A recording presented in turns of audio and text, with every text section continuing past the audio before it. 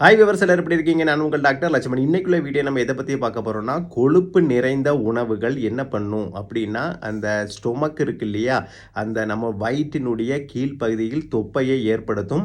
தொப்பையை ஏற்படுத்துவது மட்டும் இல்லாமல் இடுப்பு பகுதியை வீக் ஆக்கும். வீக் ஆகி பலவிதமான முதுகு வலியிலிருந்து கை கால் வலிக்கும் இது காரணமாகிறது அப்படின்னு சொன்னால் உங்களுக்கு எத்தனை பேருக்கு இது புரியும்? என்னங்க டாக்டர் சொல்கிறீங்க, தொப்பை வந்தால் கை கால் வலி வருதா அப்படின்னு நீங்கள் கேட்குறது புரியுதுங்க. ஆமாங்க, வருது. நம்ம உடம்புல நரம்பு கனெக்ஷன்ஸ் அதிகமாக இருக்குங்க. நம்ம உடம்பு ஃபுல்லாகவே நரம்பு கனெக்ஷனால் ஆனது. இப்போ நம்ம ஸ்பைனல் கார்டு, முதுகு தண்டு சொல்லுவோம் இல்லையா, அங்கேருந்து தான் எல்லா நரம்புகளும் கிளம்பி கை காலுக்கெல்லாம் போகுது இல்லையா.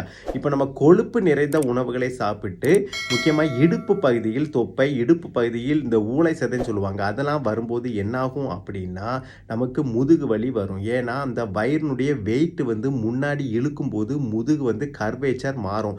நார்மலாக ஒரு ஸ்பைன் பார்த்தீங்கன்னா அது கர்வேச்சரோடு இருக்கும். ஆனால் அந்த தொப்பை அதிகமாக இருக்கும்போது அது முன்னோக்கி இந்த கிராவிட்டின்னு சொல்லுவாங்க, அது இழுக்கும்போது அது பின்னோக்கி தள்ளப்படுகிறது. ஸ்பைன் அந்த ஃபோர்ஸ் கொடுத்து முன்னோக்கி அது கர்வேச்சராக மாறுது. ஓகேவா? அதனுடைய ஃபோர்ஸ் நம்ம பின்னாடி போய் முன்னோக்கி கர்வேச்சராக மாறுது. இதனால் முதுகு வலி கண்டிப்பாக வரும். அப்போ நமக்கு இடுப்பு பகுதியில் கொழுப்பு சேர்வதால் முக்கியமான பாதிப்பு இந்த முதுகு வலி தான். ஓகேவா? அப்புறம் கால்வலி. கால்வலி என்னென்னா, முதுகு வலி வரும்போது கால்வலியும் வரும். ஏன்னா காலுக்கு சப்ளை பண்ணக்கூடிய நரம்புகள் இடுப்பில் உள்ள முதுகு தண்டின் வழியாக தான் வருது. அப்போ அது அஃபெக்ட் ஆகும்போது இதுவும் பாதிக்கப்படுது. கை வலியும் ஏன் வருதுன்னு கேட்டிங்கன்னா, முக்கியமாக கழுத்து பகுதியில் உள்ள ஸ்பைன் இருக்கு இல்லையா, அது பாதிக்கப்படும். ஏன்னா இந்த டோட்டல் பாடி, இந்த தொப்பை இடுப்பு பகுதியில் கொழுப்பு சேரும்போது அது முன்னோக்கி வரும்போது நமக்கு டோட்டல் அலைன்மெண்ட் ஆஃப் பாடின்னு சொல்லுவாங்க, அதுவே மாறும். கழுத்துலேயும் கர்வேச்சர் மாறும். ஓகேவா? அந்த ஃபோர்ஸ்னால். அதனால் கை வலியும் வர்றதுக்கு வாய்ப்புகள் அதிகம். ஸோ இப்போ இந்த எல்லாமே காரணம் இந்த இடுப்பு பகுதியில் சேரக்கூடிய கொழுப்பு தாங்க. அதை தவிர்ப்பது எப்படி, அதுதான் முக்கியமான ஒன்று. இன்னொரு விஷயம், ஆரோக்கியத்துக்கு மட்டும் இல்லை, அழகுக்கும் இது நல்லா இருக்காது. ஆண்களாகட்டும் பெண்களாகட்டும் இடுப்பு பகுதியில் ஊளை சதையோ கொழுப்போ இருந்தால் பார்க்க நல்லாவே இருக்காது. எல்லோரும் கிண்டல் கூட பண்ணுவாங்க. ஸோ அதுக்காண்டி இல்லாட்டாலும் ஆரோக்கியத்துக்காக நம்ம குறைச்சே ஆகணும். அது உணவின் மூலமாக தான் சாத்தியம். நம்ம எக்ஸசைஸ் எவ்வளோ தான் பண்ணாலும் நல்லா சாப்பிட்டா பயனே கிடையாது. உணவின் மூலமாக ஈஸியாக கண்ட்ரோல் பண்ணலாம். முக்கியமாக புரோட்டீன் நிறைந்த உணவுகளை அதிகம் சாப்பிடுங்க. கீரை, காய்கறிகள் அதிகம் சாப்பிடுங்க. என்னங்க டாக்டர் சிம்பிளாக சொல்லிட்டீங்க, எப்படிங்க டாக்டர் சாப்பிட்றது அப்படின்னு கேட்குது, புரியுதுங்க. ஒன்றும் இல்லைங்க, எல்லாத்துக்கும் காரணம் மைண்டு தான். நீங்கள் என்ன பண்ணுறீங்க அப்படின்னா, இந்த புரோட்டீன் நிறைந்த உணவுகள், அதாவது டேஸ்ட்டாக இருக்கக்கூடிய உணவுகள் பார்த்து சாப்பிட்டாலே போதும். இப்போ முட்டையினுடைய வெள்ளைக்கரு டேஸ்ட்டாக இருக்கும். ஓகேவா? முட்டையினுடைய வெள்ளைக்கரை ஆம்லேட் போட்டு சாப்பிட்லாம், அவிச்சு சாப்பிட்லாம். வேறு சிக்கன், மாடர்ன் ஃபுட்டு, உங்களை எல்லாரும் பிடிச்ச உணவு, அதை கூட நீங்கள் ஆயில் இல்லாமல் கூட சாப்பிட்டுக்கலாம். அப்புறம் கொண்டைக்கடலை மாதிரியான ஐட்டம் சாப்பிட்டுக்கலாம். பட்டாணி அவிச்சு சாப்பிட்டுக்கலாம். இந்த கீரை வகைகள், காய்கறிகளை அவிச்சு லைட்டாக உப்பு போட்டு சாப்பிட்டு பாருங்கள், அருமையாக இருக்கும்.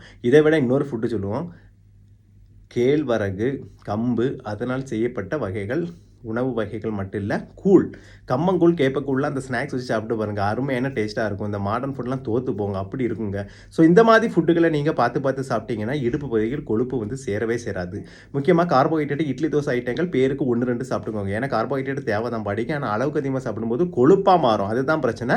அதை அவாய்ட் பண்ணாலே போதும். ஸோ இந்த மாதிரி விஷயங்கள் நீங்கள் பார்த்து பண்ணிங்கன்னா என்னாகும் அப்படின்னா, இடுப்பு பகுதியில் கொழுப்பு போடவே போடாது. அப்புறம் சிம்பிளாக உட்காந்து, ஸ்டாண்டிங் டு சிட்டிங், உட்காந்து மேலே வர மாதிரி எக்ஸசைஸ் பண்ணாலே போதும்.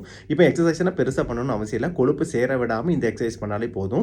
முக்கியமாக சாப்பிட்டுக்கிட்டு 1.5 மணி நேரம் கழித்து தூங்குங்க. அதெல்லாம் முக்கியமான விஷயங்கள். இதெல்லாம் நீங்கள் கரெக்டாக ஃபாலோ பண்ணிங்கன்னா இடுப்பு பகுதியில் கொழுப்பு போடவே போடாது, தொப்பை போடவே போடாது. உங்களோட ஸ்பைன் அலைன்மெண்ட்டும் மாறாது, ஸ்டெடியாக இருக்கும், நல்லா ஸ்ட்ராங்காக இருப்பீங்க, ஆரோக்கியமாக இருப்பீங்க, அழகாக இருப்பீங்க. ஸோ இது உங்களுக்கு முக்கியமான வீடியோ. இதை உங்கள் நண்பர், உறவினர்களுக்கு ஷேர் பண்ணால் அவர்களும் பயனடைவார்கள். இப்படி எல்லோருமே பயனடைந்து ஆரோக்கியமாக வாழ வேண்டும். அப்படி வாழ என்னுடைய வாழ்த்துக்கள். இது வரைக்கும் என்னோட சேனலை சப்ஸ்கிரைப் செய்யலைன்னா சப்ஸ்கிரைப் செய்யுங்க. மறக்காமல் உங்கள் ஃப்ரெண்ட்ஸ் அண்ட் ரிலேட்டிவ்க்கு ஷேர் பண்ணுங்கள். எனது தொப்பை பற்றிய முக்கியமான ஒரு வீடியோ, அதை போக்கும் வழிகள், அதனால் ஏற்படக்கூடிய காம்ப்ளிகேஷன் அவாய்ட் பண்ணக்கூடிய முக்கியமான வீடியோ. அவர்களும் பார்த்து பயனடைய வேண்டும் எல்லோரும். மீண்டும் அடுத்த வீடியோவில் சந்திப்போம். அது வரைக்கும் பாய்.